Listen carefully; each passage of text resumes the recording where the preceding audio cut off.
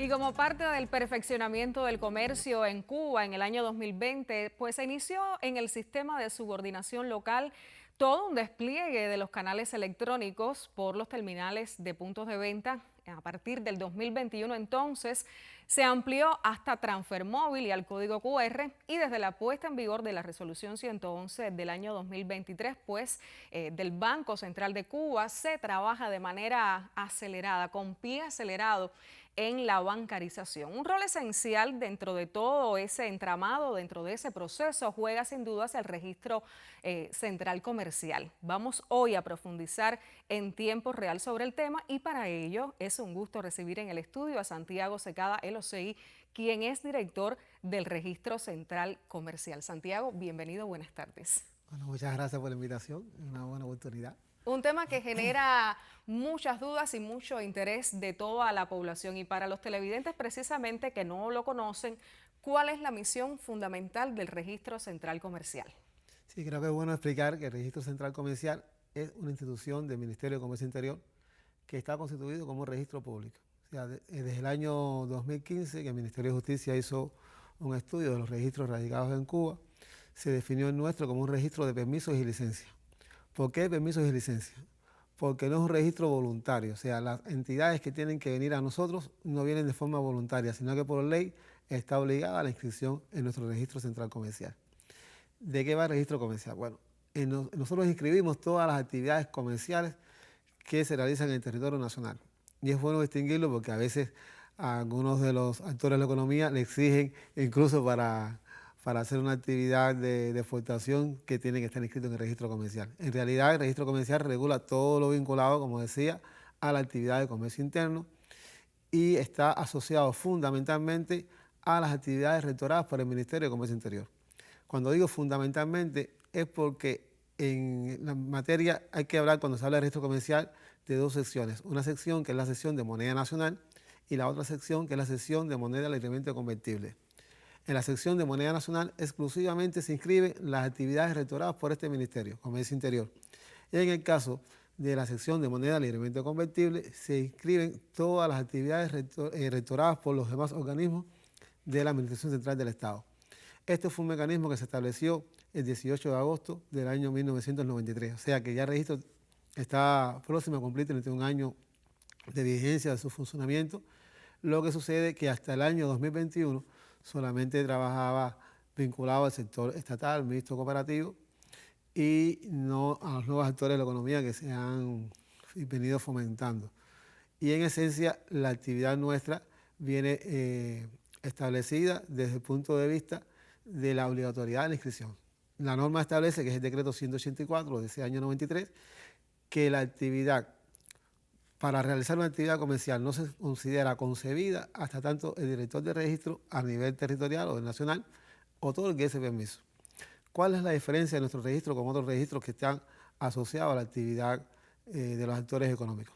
Por ejemplo, el registro mercantil, que a veces se confunde mucho, es un registro que rige el Ministerio de Justicia, y allí se constituye la personalidad jurídica de la entidad objeto de inscripción allí, que además concuerda con que son objetos de inscripción en nuestro registro.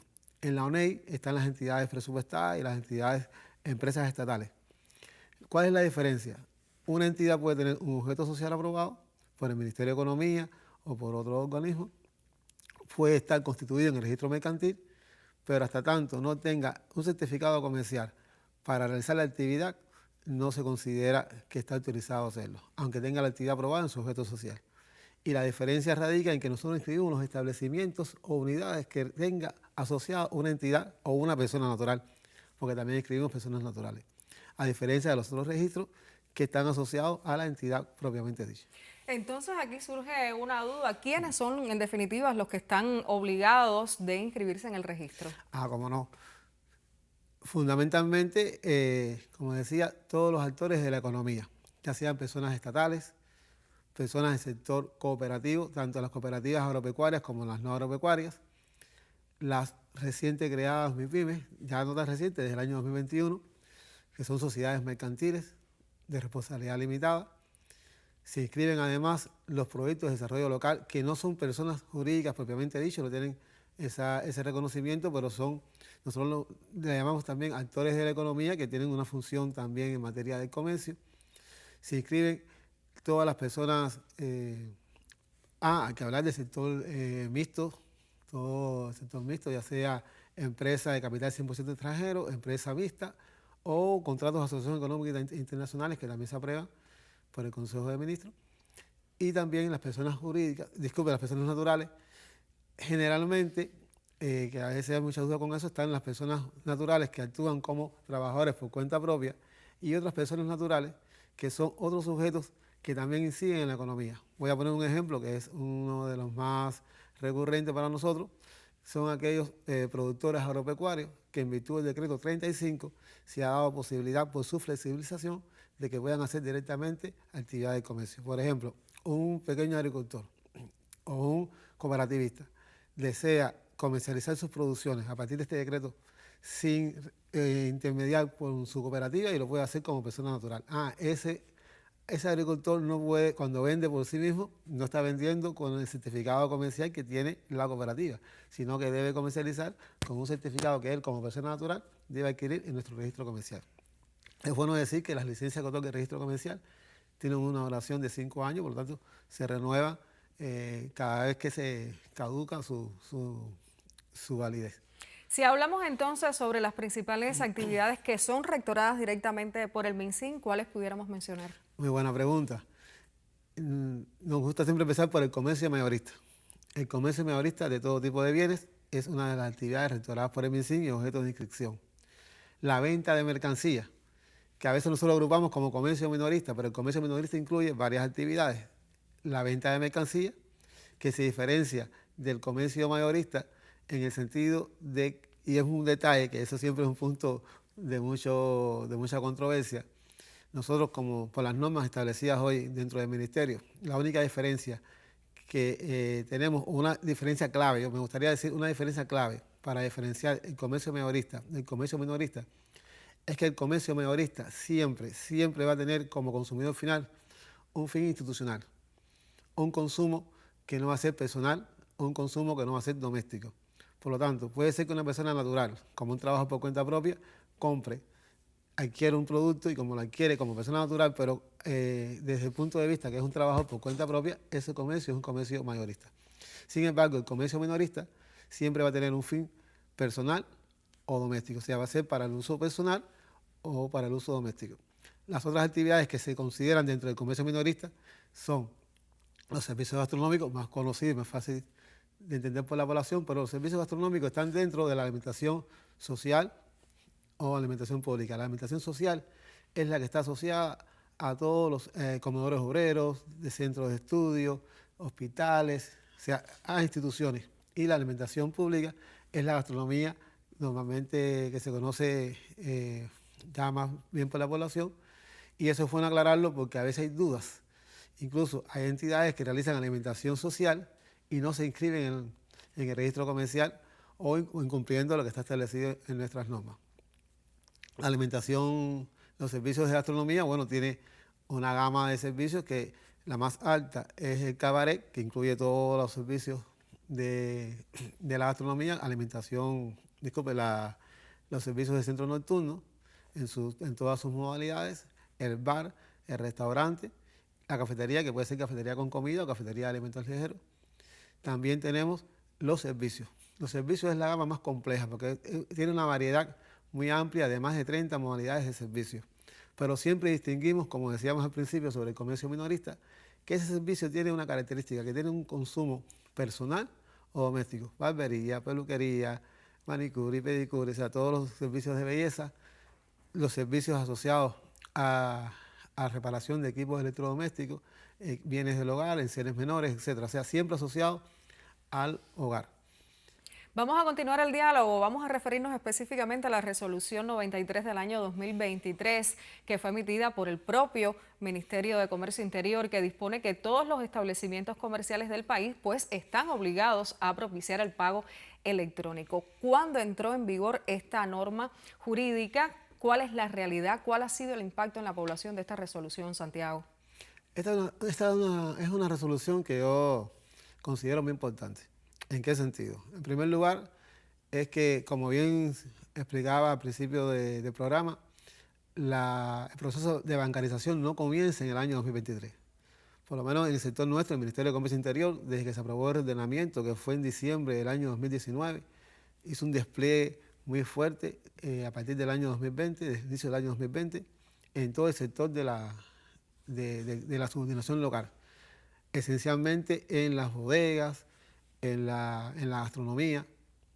Es bueno decir que el proceso este de bancarización hay que verlo desde dos puntos de vista.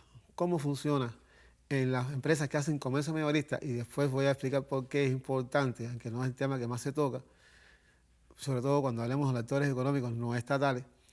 Y en el caso del comercio minorista, porque está de cara al servicio de la población. Entonces, cuando esta resolución 93 se aprueba posterior a la resolución 111 del Banco Central de Cuba, que establece una obligatoriedad para que todas las entidades que realicen comercio tengan al menos un canal de pago electrónico. Siempre es bueno decir, y creo que todos los funcionarios de nuestro ministerio que han tenido la oportunidad de explicarlo han insistido en ello, que el tema de la bancarización no excluye el uso del efectivo. Pero hay que tener en cuenta que es una oportunidad y que es un derecho que tiene el consumidor de poder seleccionar cuál es el mecanismo o modo de pago que va a utilizar. Generalmente, y no es secreto para nadie, los precios en el comercio minorista son precios caros. En el agro, cuando usted va a comprar algunos bienes, algún material de la construcción. Si usted no le permite a ese cliente a que efectúe el pago por la vía electrónica, pudiera pasar varias cosas. Hay ventajas y desventajas, pero hay ventajas tanto para el cliente como ventajas para el vendedor. Y eso creo que es bueno tenerlo en cuenta. Y esta resolución 93, para ya caer de plano en ella, estableció un requisito para la inscripción en el registro central comercial. O sea, el registro, otra diferencia que tiene con otros registros es que establece determinados requisitos para dar la licencia, pero realmente los requisitos son más bien formales y algunos están relacionados con un carácter funcional del establecimiento comercial. O sea, que no es el único requisito que se exige para realizar una actividad de comercio. Sin embargo, para el caso del comercio minorista, este viene a cerrar fila con el esfuerzo que viene haciendo el país para esa transformación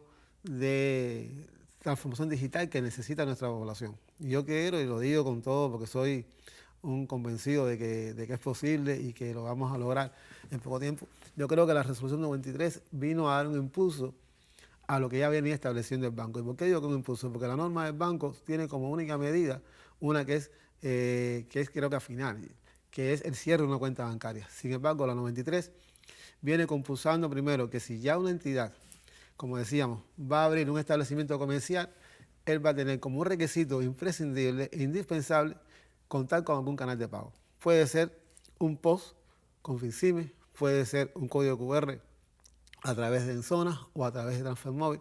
Lo cierto es que esos son mecanismos muy fáciles para adquirir. Se puede generar con un contrato con los jóvenes clubes de computación que están habilitados para ello. Se están haciendo esfuerzos en todos los territorios a nivel de municipios, en ferias, etcétera, para facilitar estos procesos. Y además, al establecer un requisito, se convierte su violación en una contravención. ¿En qué sentido? En que como el decreto 184 establece un régimen de contravenciones y es obligatorio, primero, si yo no lo toco la inscripción y usted está haciendo el comercio, está incurriendo en una violación. Segundo, si yo te exijo un requisito para dar licencia comercial y usted incumple con ese requisito, además estoy incurriendo en una violación. Quizás más adelante podamos hablar de eso, pero... Exacto. Pero Yo le por ahí va la propongo cosa. hacer una breve pausa en nuestro diálogo y más adelante vamos a continuar profundizando en estos temas. Lo que sí queda claro es que Cuba está en condiciones de avanzar en los procesos que está llevando a cabo con la bancarización y con la informatización de la sociedad. Ustedes no se aparten, continuamos en tiempo real.